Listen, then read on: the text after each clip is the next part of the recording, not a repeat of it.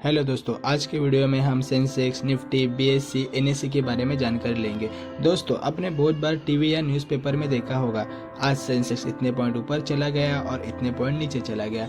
तो सेंसेक्स और निफ्टी है क्या चीज़, क्यों इसे न्यूज़ में दिखाया जाता है, कैसे कैलकुलेट होते हैं, इस टॉपिक पे हम पूरे डिटेल्स में समझेंगे विद एग्जांपल के साथ। सो निफ्टी और सेंसेक्स समझने के लिए अपने को पहला इंडियन मार्केट समझना होगा। स्टॉक एक्सचेंज बेसिकली प्लेस होती है जहां स्टॉक की बाइंग एंड सेलिंग होती है, जिसे हम स्टॉक मार्केट बोलते हैं। और इंडिया में दो बड़े और पॉपुलर स्टॉक एक्सचेंज है, बीएसई बॉम्बे स्टॉक एक्सचेंज और NSE national stock exchange. BSE establish हुआ था 1875 एंड एशिया का सबसे पुराना स्टॉक एक्सचेंज है। करंटली बीएसई दुनिया का 12th लार्जेस्ट स्टॉक एक्सचेंज है। बीएसई लोकेटेड है दलाल स्ट्रीट, मुंबई, महाराष्ट्र, और इसमें 5500 से भी ज़्यादा कंपनी लिस्टेड है। वही नेशनल स्टॉक एक्सचेंज इस्टेब्लिश हुआ था 1992 में। करंटली एनएसई दुनिया का 10th लार्जेस्ट स्टॉक एक्सचेंज है। इंडिया का सबसे पहला स्टॉक एक्सचेंज है जिसमें modern fully automatic electronic screen based electronic trading system provide किया था। ट्रेडिंग फैसिलिटी को ईजी करने के लिए एनएसई का हेड ऑफिस भी मुंबई, महाराष्ट्र में लोकेटेड है। अब निफ्टी और सेंसेक्स है क्या? यह एक इंडेक्सेस कंट्री की इकोनॉमी डेवलप पता करने के लिए एक क्राइटेरिया होता है, कंपनी के शेयर्स की फाइनेंशियल परफॉर्मेंस। पर स्टॉक मार्केट में तो हजारों कंपनी लिस्टेड है। एक समय में हर एक कंपनी के स्टॉक को ट्रैक करना मुश्किल है, इसलिए हर एक कंपनी का सैंपल लिया जाता है जो कंपनी को रिप्रेजेंट करता है, और इस स्मॉल सैंपल को कहते हैं हम इंडेक्स। तो बीएसई जो इंडेक्स है उसे हम कहते हैं सेंसेक्स, और एनएसई जो इंडेक्स है उसे हम कहते हैं निफ्टी।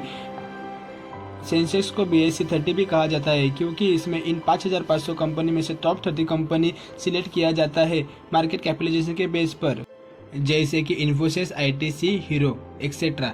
फॉर एग्जांपल, मान लो मार्केट में दो कंपनी है, X and Y. X company के टोटल 250 शेयर है जिसमें 200 शेयर अवेलेबल है जनरल पब्लिक के लिए एंड 50 शेयर्स अवेलेबल है कंपनी मैनेजमेंट के लिए, और प्राइस मान लेते हैं 200 पर शेयर। तो कंपनी के टोटल वैल्यू कितनी हुई? Total number of share multiple इस shares value, 250 multiple 200 is equal to 50,000 rupees. ये है टोटल मार्केट कैपिटलाइजेशन।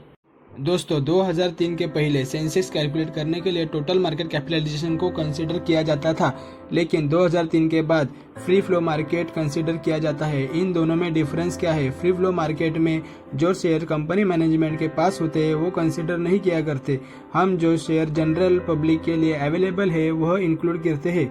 तो फ्री फ्लो मार्केट कैपिटलाइजेशन क्या होगा? Free floating shares multiple shares value 200 multiple 200 is equal to 40,000 rupees. Company Y का free floating share मान लेते हैं 150 and free floating market capitalisation मान लेते 60,000 रुपीज़। तो एंटायर मार्केट की फ्री फ्लोट कैपिटलाइजेशन वैल्यू हुई 40,000 plus 60,000 is equal to 1 lakh rupees. तो देखते हैं इसमें सेंसेक्स कैसे कैलकुलेट होगा। तो इसके लिए कैलकुलेट करने के लिए हमको बेस इंडेक्स लेना पड़ता है। तो एग्जाम्पल के लिए मान लेते हैं कि इस मार्केट में हम पिछले 10 साल से सेंसेक्स कैलकुलेट कर रहे हैं, और जब फर्स्ट टाइम इंडेक्स कैलकुलेट किया था तब मार्केट वैल्यू थी ₹10,000। अब हमें इसी 10,000 को 100 सेंसेक्स पॉइंट के बराबर मान लेना है। इसी को हम बेस इंडेक्स बोलते हैं। जब पहली बार बीएसई ने इंडेक्स स्टार्ट किया था तब बेस था 100।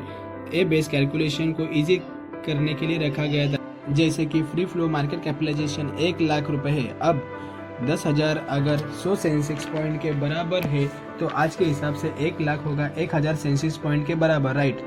अब मान लो नेक्स्ट डे कंपनी एक्स को अच्छा प्रॉफिट हुआ और मान लो उनका हर एक शेयर 50 रुपीज़ बढ़ गया, तो फ्री फ्लो मार्केट कैपिटलाइजेशन होगा 250 multiple 200 is equal to 50,000 plus 60,000 is equal to 1,10,000, और इसी हिसाब से सेंसेक्स इंक्रीज होगा 100 पॉइंट से और हो जाएगा 1100 पॉइंट। ये तो एक एग्जाम्पल था, पर ऐसे ही कैलकुलेट होता है फ्री फ्लो मार्केट कैपिटलाइजेशन और सेंसेक्स, जिसके बेसिस पर उन 30 कंपनी जो सेंसेक्स में इंक्लूड किया जाता है, और यह टाइम टू टाइम चेंज होती रहती है एंड एक कंपनी अलग अलग सेक्टर की होती है।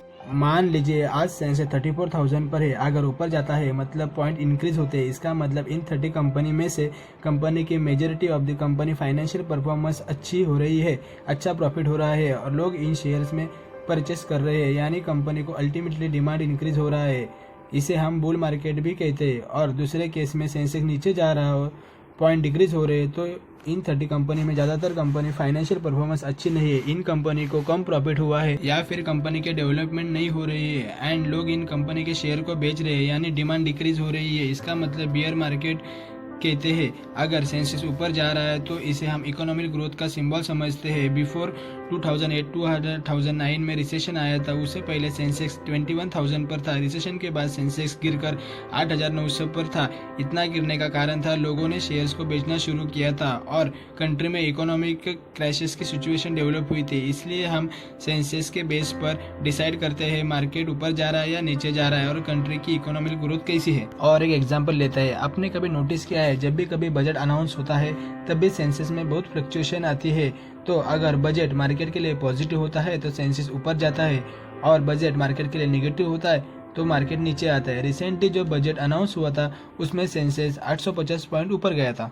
अब जैसे सेंसेक्स एक इंडेक्स है बीएससी का, वैसे निफ्टी इंडेक्स है एनएससी का, बट डिफरेंस क्या है? बीएससी में टॉप 30 कंपनी का एवरेज लिया जाता है, निफ्टी में टॉप 50 कंपनी का एवरेज लिया जाता है। कंपनी के मार्केट कैपिटलाइजेशन के बेस पे निफ्टी को कैलकुलेट करते वक्त बेस ईयर लिया जाता है 1995 और बेस वैल्यू ली जाती है 1000 पॉइंट। तो क्वेश्चन ए है कि सेम कंपनी जो बीएससी में लिस्टेड है वो कंपनी एनएससी में भी लिस्टेड हो सकती है। तो इसको इस तरह से देखेंगे, आप कोई प्रोडक्ट ऑनलाइन बाय करते हो तो बहुत सारे वेबसाइट है उसके ऊपर से खरीद सकते हो। फॉर एग्जांपल अमेजॉन, फ्लिपकार्ट, वो प्रोडक्ट दोनों वेबसाइट पर अवेलेबल रहते हैं। जो दोनों वेबसाइट आपको अच्छी लगती है या प्राइस कम लगती है वहाँ से आप परचेस कर लेते हो। वैसे एक कंपनी एक से ज़्यादा स्टॉक एक्सचेंज में लिस्टेड हो सकती है और स्टॉक का प्राइस एनएससी और बीएससी में डिफरेंट हो सकता है।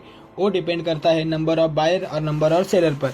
जैसे इंडिया में स्टॉक एक्सचेंज इंडेक्स है वैसे ही इंटरनेशनल मार्केट में बड़े बड़े स्टॉक एक्सचेंज है। फॉर एग्जांपल यूएसए में न्यूयॉर्क स्टॉक एक्सचेंज और जापान में जापान एक्सचेंज ग्रुप। तो इन कंट्री में अपने अपने स्टॉक एक्सचेंज है एंड हर स्टॉक एक्सचेंज का अपना अपना इंडेक्स है।